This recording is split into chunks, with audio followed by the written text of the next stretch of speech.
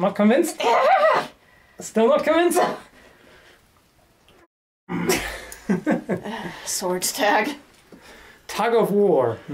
Okay, so about a year ago I made a video about half sorting, and I'm not really satisfied with that one anymore. I've taken it down since because the video quality wasn't all that good, and I could have done a better job, which I'm going to do now, or at least try to. So, what is half sorting? It is a technique that you find in historical sword fighting manuals, and it involves grabbing the blade in order to either thrust with the blade or hold it like this and strike either with the guard or the pommel. This is called the murder stroke.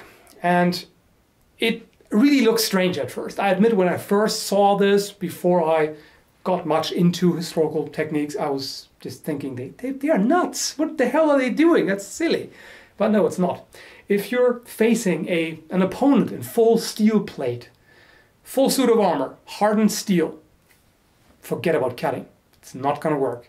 A lot of people think that just by bashing them harder with the blade, you're going to be able to damage the armor. Not true. It's not going to happen. Not with a sword.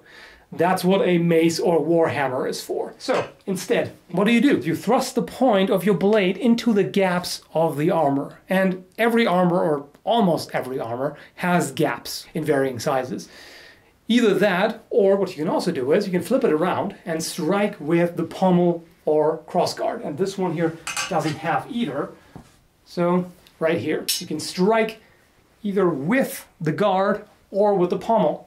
And thereby you basically turn it into an improvised mace or hammer. With this you can dent the armor. And there are plenty of historical depictions from the fighting manuals that show just that. You can do that without cutting yourself. But since there are always skeptics, I'm going to prove it to you that it is indeed possible. Here we go. So before I start, just to show you that this is indeed a sharp blade. I mean, anyone who recognizes the sword knows that immediately. It is the Caithness made by Albion, and you can see that this is indeed a sharp blade, and it can cut paper. And to show you my hands, they may look a little rough right now because I've already done some workout prior to this video. But you can see they're not particularly callous, just a little bit.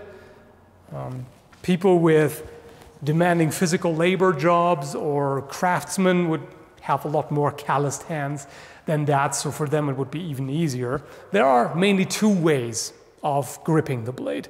One is the more secure way, and the other is the more effective way for striking. The secure option is to hold it like this.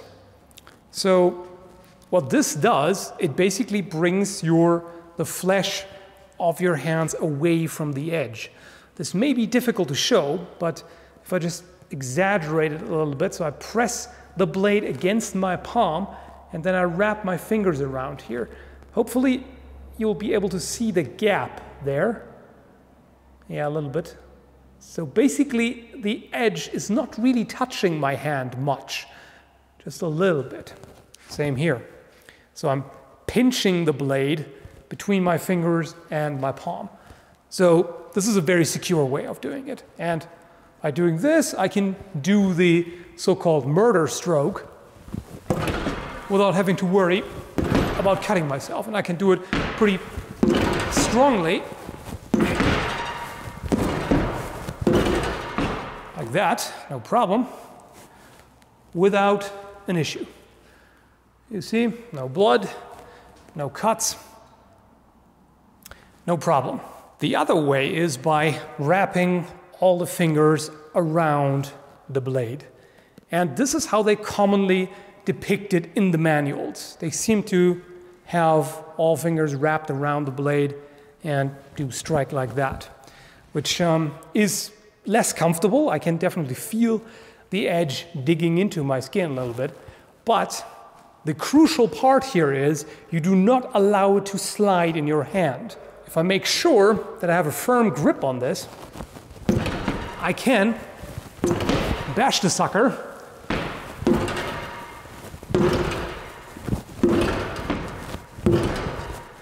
no problem. And again,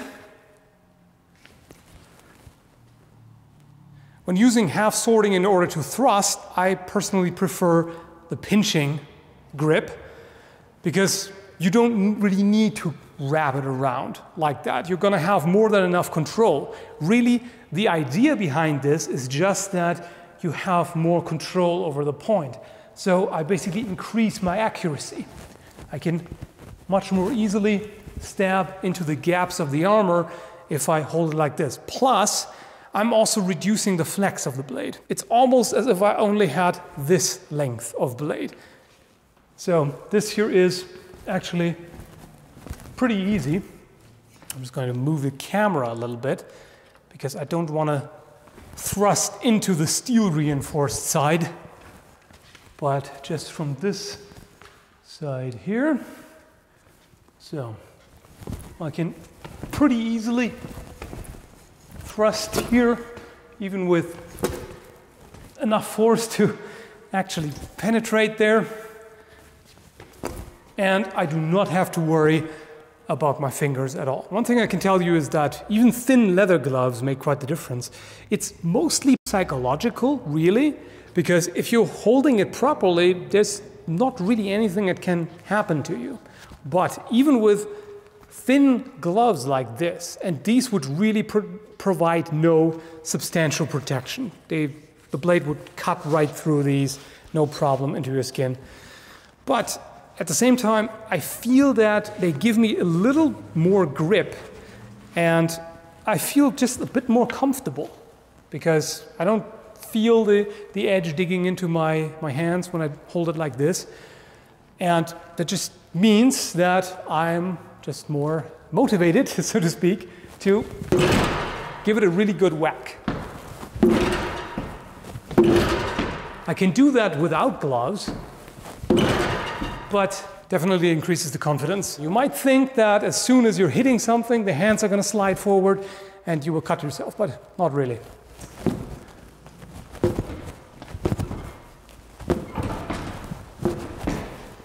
As you can see, again, no cuts anywhere to be seen. Makes it very easy.